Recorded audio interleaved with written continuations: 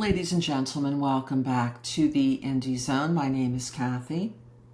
The Moscow Police Department has just released the videotaped interview between Detective Brett Payne and JD, who the public understands was the ex-boyfriend to Kaylee prior to the crimes that occurred at 1122 King Road on November 13th, 2022. I encourage you to, from a research perspective, look at this interview, come to your own conclusions for yourself. What I want to do at this point to start out this presentation, however, is to review Detective Brett Payne's written narrative of this interview. And then I'm going to give just a couple of brief comments regarding my observations, my comments, my opinions. Document number 114 is available for you to review. It was released by the Moscow Police Department after the case of Idaho versus Kohberger was closed. It's free of charge. This is a public record.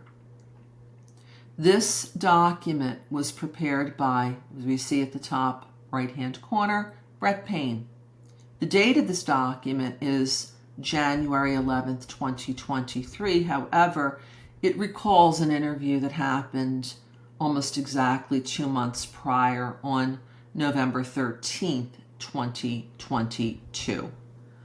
And if we go down to the narrative section, you see here interview with D redacted, number 157, that is Detective Brett Payne's badge number with the Moscow Police Department. This is entitled under paragraph 2, evidence. Paragraph 3 is the narrative section.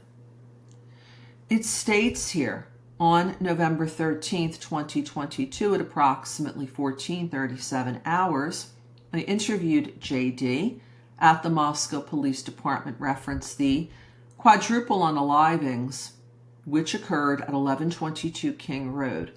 D was the blank. D consented to have his phone forensically searched and provided me with his cell phone at the beginning of the interview. And if I could just make a comment here, ladies and gentlemen, under the evidence section is stated none, notwithstanding the fact that Detective Payne is saying here that JD turned over his cellular phone to him during this interview.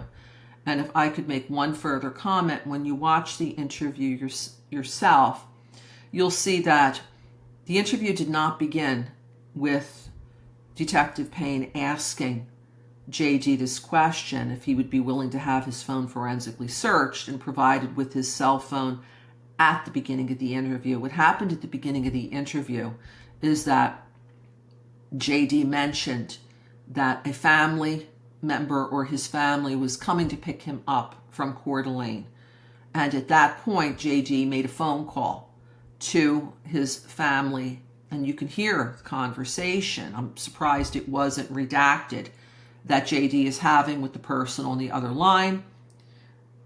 Then Detective Brett Payne starts speaking with the person on the other line in order to give directions on how to get to the Moscow Police Department.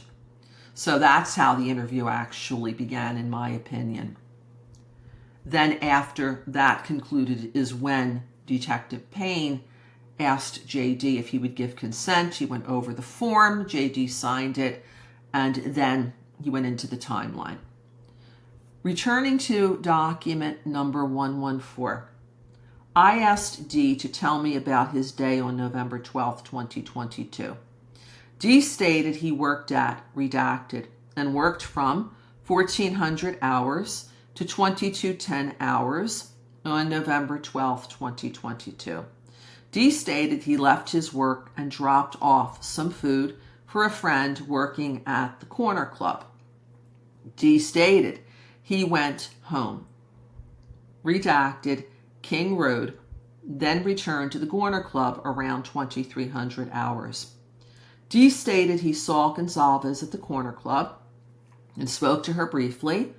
D stated he left the corner club but was unsure when he got home.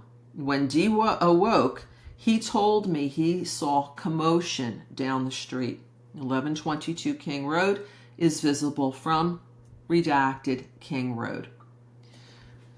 D stated he later looked at his phone and saw several missed calls from Gonzalez and Mogan from the early morning hours of November 13th, 2022. I clarified D timeline for the night prior. He told me he left the corner club at approximately 0100 hours and returned home. D stated he got a ride from information redacted, the redacted of redacted, D fraternity. He told me he thought he went to sleep at approximately 1:30 and awoke at approximately 11:30 on November 13th, 2022. Then going into the next page, I asked D to tell me what the commotion was he mentioned. D told me he saw law enforcement and emergency vehicles in front of 1122 King Road. So he walked over to see what was happening. I asked D to clarify the missed calls he received early that morning. D told me he received multiple calls from Gonzalez and Mogan, one of which was FaceTime between 2:40 to 300 hours.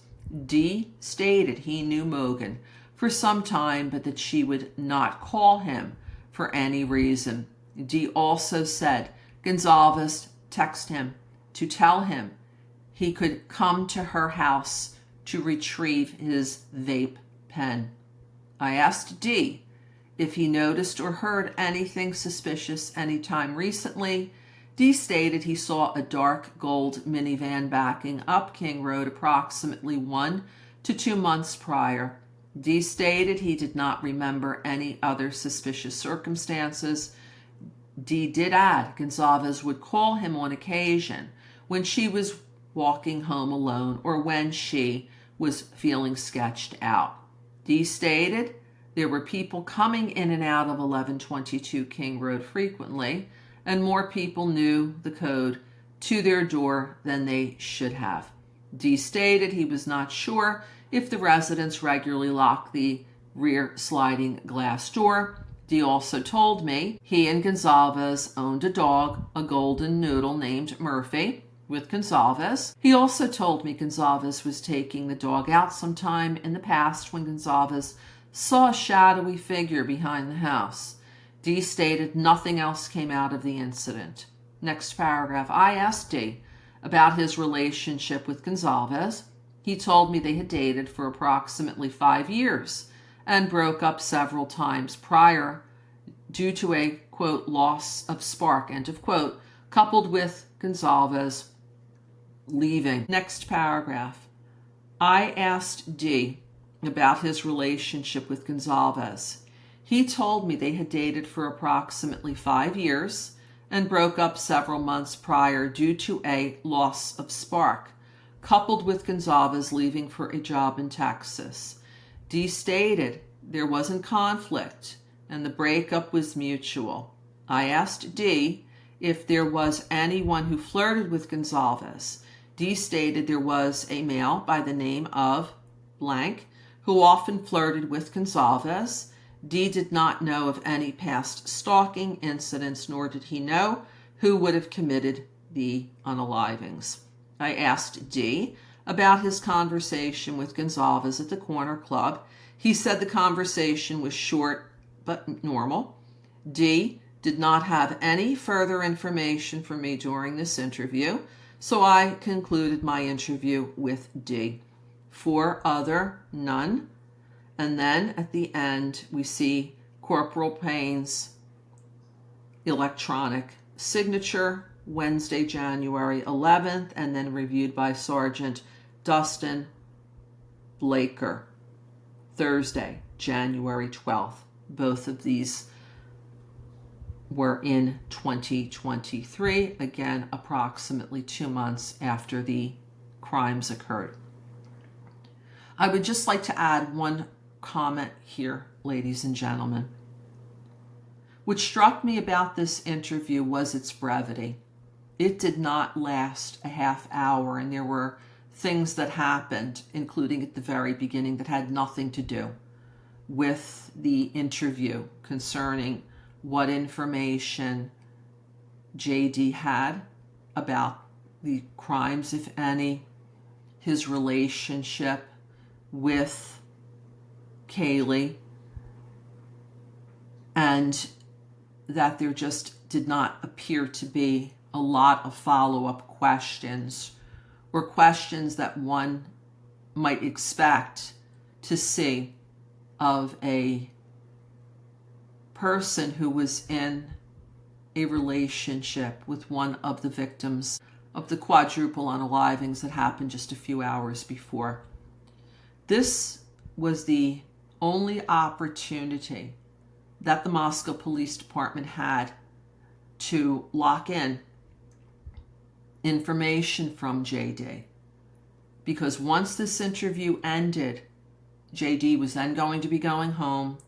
He would be out of Moscow for a period of time, and the Moscow Police Department would never have another opportunity to have a first interview. I ask you, as you are on the internet, to do a little bit of research regarding how other law enforcement agencies' interviews with former or current significant others, whether they're boyfriends, girlfriends, spouses, whatever the relationship is, and compare those to this interview. These are opinions that I provide, as always, under the First Amendment to the United States Constitution. If you have any thoughts, opinions, or comments, please leave them here. And until next time, this is Kathy. Thank you for joining us here today.